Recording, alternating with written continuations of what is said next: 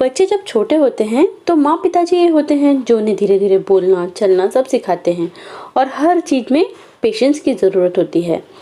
पढ़ने में बच्चों को मन न लगना यह 90% पेरेंट्स और स्टूडेंट दोनों की ही प्रॉब्लम है।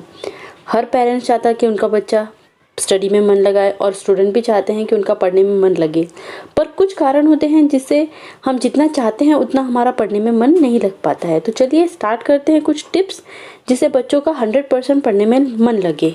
तो मेरी पहली टिप, बच्चे की एज, बच्चे किस क्लास में है और उनकी कितने देर तक पढ़ने की कैपेसिटी है, इसके अनुसार बच्चों का एक टाइम टेबल बनाइए।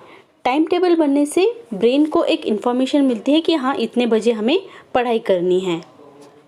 और हाँ, ये काम आपको बच्चों को साथ में लेकर करना है क्योंकि हर बच्चे का मूड अलग अलग होता है, पढ़ने का समय अलग अलग होता है। किसी को सुबह पढ़ना अच्छा लगता है, किसी को शाम को पढ़ना अच्छा लगता है। तो ये अच्छा होगा कि उनको आप साथ में बैठाइए, फिर टाइम टेबल बनाइए। इसके बाद सभी बच्चों के पास ज़्यादातर टेबल और चेयर होता है पढ़ाई करने के लिए, लेकिन आपको बच्चे टेबल चेयर में पढ़ाई करते हुए कभी नहीं मिलेंगे, यहाँ वहाँ पढ़ते हुए दिखाई देंगे। तो इस बात का हमेशा ख्याल रखिए कि बच्चे की जो पोस्चर है वो हमेशा अच्छी ठीक होनी चाहिए। उसकी बैक जो है वो बिल्कुल भी बेंड नहीं होनी चाहिए और वो जहाँ भी बैठकर पढ़ाई करे उसके आसपास का जो एरिया है वो एकदम साफ होना चाहिए, बिखरा हुआ नहीं होना चाहिए। ये मेरी दूसरी टिप है। इसके बाद पढ़ाते बैठते समय पूरा बहुत सारी नोटबुक, बहुत सारी बुक लेकर नहीं बैठना है। केवल जो पढ़ाने वाले हैं एक बार में एक ही सब्जेक्ट पढ़ाइए और उसकी नोटबुक बुक लेकर बैठिए। और पहले से आपको पता होना चाहिए कि क्या पढ़ाना है ताकि टाइम वेस्ट ना हो। ये मेरी थर्ड टिप है। और मेरी फोर्थ टिप ये है कि जैसे बच्चे जब स्कूल में जाते हैं तो उनकी जो एक सब्जेक्ट की क्लास होती है वो ज़्यादा से ज़्यादा 30 या 40 मिनट्स की होती है।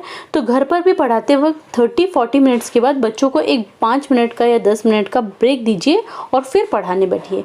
क्योंकि बच्चे ही नहीं, बड़े लोगों का भी एक हाफ एन आवर के बाद या 40 मिनट्स के बाद ब्रेन काम करना बंद कर देता है। फिर थोड़ा 5 मिनट का ब्रेक करने के बाद यदि पढ़ाने बैठेंगे तो बच्चे रिचार्ज हो जाएंगे और उनका पढ़ने में ज़्यादा अच्छे से मन लगेगा।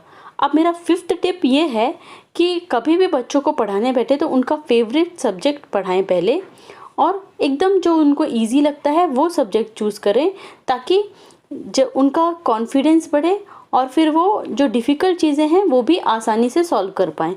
और डिफ़िकल्ट चीज़ों को भी छोटे छोटे पार्ट में बांट दीजिए, 4-5। अगर बहुत बड़ा आंसर है तो उसको 5 पार्ट्स में डिवाइड करिए और फिर धीरे धीरे उसे लर्न करवाइए।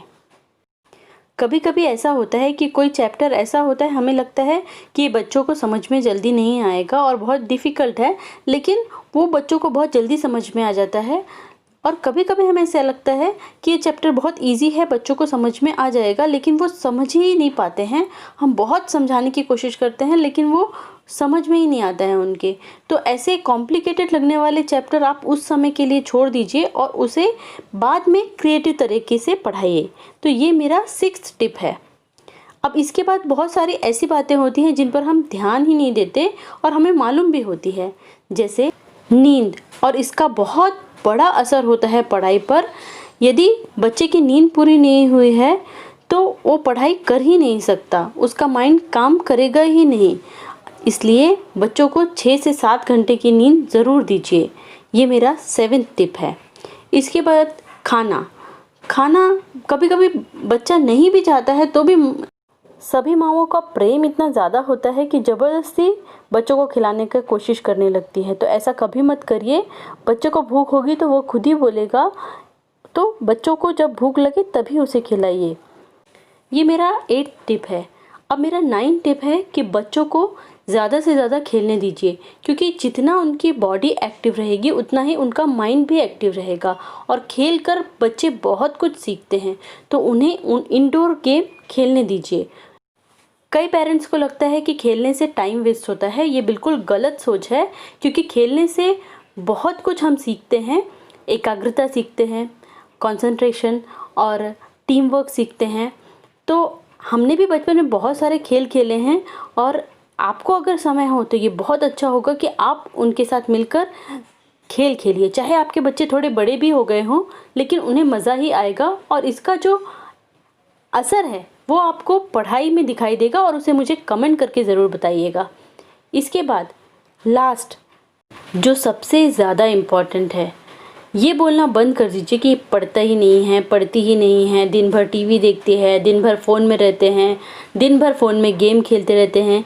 ये सब बोलना बिल्कुल बंद कर दीजिए और पढ़ाई में थोड़े दिन हमने बच्चों को चलना सिखाया या बचपन से अभी तक जो भी चीज़ें सिखाई है उसमें थोड़ा टाइम लगा है, उसमें हमने धैर्य रखा है, वैसा ही धैर्य हमें पढ़ाई में भी रखना है। यदि आप थोड़े दिन उनके साथ बैठकर उनको सपोर्ट करेंगे और एक स्टाइल बनाएंगे, एक पैटर्न बनाएंगे कैसे पढ़ाई करना है, टाइम टेबल बना के देंगे, तो बच्चे थोड़े दिन बाद खुद पढ़ाई करने लगेंगे। तो आप फिर घर के काम करते हुए भी उनको वर्क दे सकते हैं, वो करेंगे। और घर के काम करते हुए भी आप कई चीज़ें बच्चों को सिखा सकते हैं। ऐसा ज़रूरी नहीं है कि 2-3 आवर्स बैठा के ही बच्चों को पढ़ाना है। काम करते हुए, खेलते खेलते बहुत सारी चीज़ें हम बच्चों को सिखा सकते हैं। और यदि आप जानना चाहते हैं कि कैसे हम बच्चों को आसानी से पढ़ा सकते हैं, कुछ सिखा सकते हैं, तो इसके तरीके भी मैंने अपनी पहले वीडियो में बताए हैं, जो अभी आपको स्क्रीन पर दिखाई देगी। तो उस वीडियो को देखिए और उस वीडियो से भी आपको बहुत हेल्प मिलेगी बच्चों को पढ़ाने के लिए। तो आज के लिए बस इतना ही। इन टिप्स को अपनाइए। मुझे पूरी उम्मीद है कि इन टिप्स को यदि आपने अपनाया तो आपके बच्चे का मन पढ़ाई में ज़रूर लगेगा।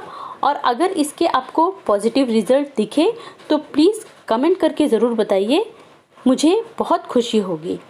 तो अगर आप ऐसी ही और वीडियो चाहते हैं या हिंदी ग्रामर पर कोई वीडियो चाहते हैं या NCERT क्लास 8 की हिंदी की दोनों बुक मतलब बसंत भाग 3 भारत की खोज, इससे रिलेटेड कुछ टॉपिक पर वीडियो चाहते हैं, तो मेरे चैनल को अभी सब्सक्राइब करिए और बेल आइकन को प्रेस करना बिल्कुल मत भूलिए, ताकि मेरे नए वीडियो के नोटिफिकेशन आपको टाइम पर मिले और आप इनमें से कोई भी टॉपिक मिस ना कर पाएँ।